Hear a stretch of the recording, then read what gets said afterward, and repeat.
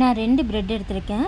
இப்போது இதுக்கு நடுவில் வந்து ஓட்டை போடுறதுக்காக இப்போ நான் வந்து ஒரு டிஃபன் பாக்ஸ் மூடி, உங்கள்கிட்ட குக்கி கட்டர் இருந்தால் நீங்கள் குக்கி கட்டரை வச்சு அது மேலே ப்ரெஸ் பண்ணி இந்த மாதிரி எடுத்துக்கலாம். நான் இன்றைக்கி வந்து ஒரு டிஃபன் பாக்ஸ் மூடியை வச்சு நல்லா ப்ரெஸ் பண்ணி அந்த ரவுண்ட் லேயரை மட்டும் தனியாக எடுத்து ப்ளேஸ் பண்ணிக்கிறேன். இதே மாதிரி 2 பிரெட்டையும் செஞ்சுட்டு ஒரு பவுலில் 3 முட்டையை உடச்சி ஊற்றி வச்சுருக்கேன். இப்போ இந்த 3 முட்டை கூட தேவையான இன்க்ரீடியன்ட்ஸ் ஆட் பண்ணிக்கலாம். இப்போ இதில் கொஞ்சமாக கட் பண்ணி வச்ச வெங்காயம்,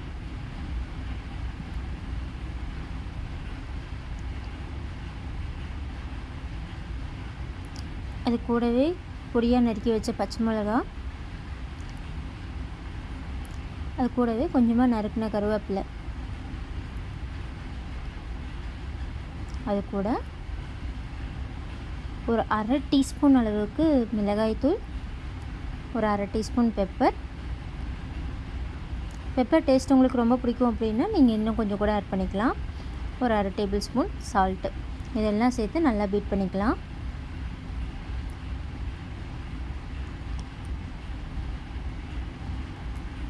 இப்போ இது எல்லாத்தையும் சேர்த்து நல்லா பீட் பண்ணிவிட்டு ஸ்டவ் ஆன் பண்ணி ஒரு தோசைக்கல்லை வச்சு அதை நல்லா ஹீட் பண்ணிக்கலாம்.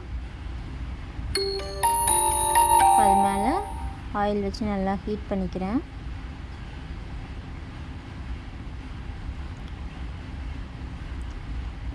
இப்போ அது மேலே லைட்டாக ஆயில் தடவிட்டு நம்ம கட் பண்ணி வச்ச ப்ரெட்டை அந்த கல் மேலே ப்ளேஸ் பண்ணிக்கலாம்.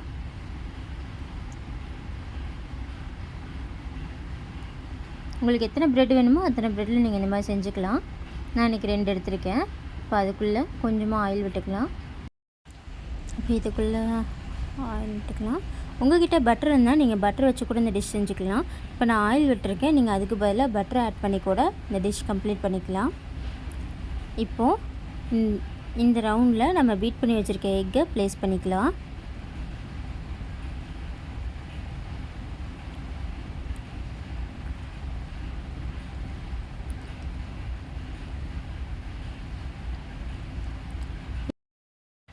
இப்போ இது மேலே நம்ம கட் பண்ணி எடுத்து வச்சுருக்க அந்த ரவுண்ட் ப்ரெட்டை மேலே வச்சு க்ளோஸ் பண்ணிடலாம்.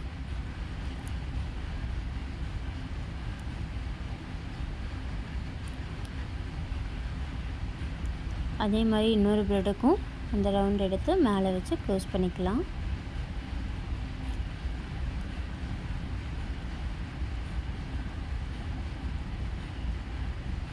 இப்போ இதை ஒரு சைடு நல்லா வெந்ததும் இன்னொரு சைடு திருப்பி போட்டு டோஸ்ட் பண்ணிக்கலாம். கவனமாக எடுங்க, இந்த மேலே இருக்க அந்த ப்ரெட்டும் கலைஞ்சி போகாத மாதிரி நம்ம 2 சைடு பதமாக திருப்பி போடணும். இந்த மாதிரி வந்துடணும். இப்போ பார்த்திங்கன்னா 2 ப்ரெட்டும் நல்லா டோஸ்ட்டாகி வந்துடுச்சு, எக்கும் நல்லா வெந்து வந்துடுச்சு. ஈவினிங் டைம் ஸ்நாக்ஸாக இதை யூஸ் பண்ணலாம். அதே மாதிரி நீங்கள் காலையில் பிரேக்ஃபாஸ்ட் செய்கிறதுக்கு லேட் ஆகிடுச்சு, குழந்தைங்க அவசர அவசரமாக ஸ்கூலுக்கு கிளம்பிட்டாங்க அப்படின்னா இந்த மாதிரி கூட நீங்கள் ட்ரை பண்ணலாம். இப்போது இது மேலே கொஞ்சம் ஆயில் ஆட் பண்ணிக்கலாம். இப்போ நான் இது மேலே அவுட்டர் லேயர் கிடைக்கணுங்கிறதுக்காக இன்னும் கொஞ்சம் எக் எடுத்து இது மேலே தடவிக்கிறேன்.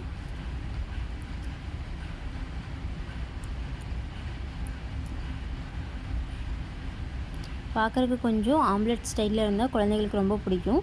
அதுக்காக இதில் இந்த மாதிரி எக்கு அவுட்டர் லேயருக்காக ப்ளேஸ் பண்ணிக்கிறேன்.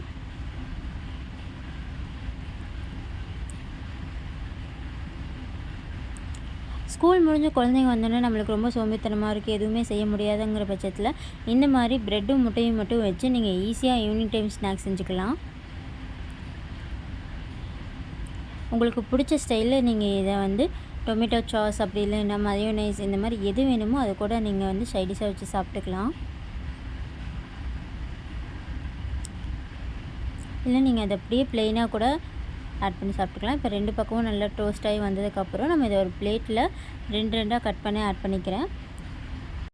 நல்லா ட்ரையாங்கிள் ஷேப்பில் இந்த மாதிரி கட் பண்ணி எடுத்துருக்கேன். இதே மாதிரி நீங்கள் வீட்டில் ட்ரை பண்ணி பார்த்துட்டு எப்படி இருந்துச்சுன்னு சொல்லுங்கள்.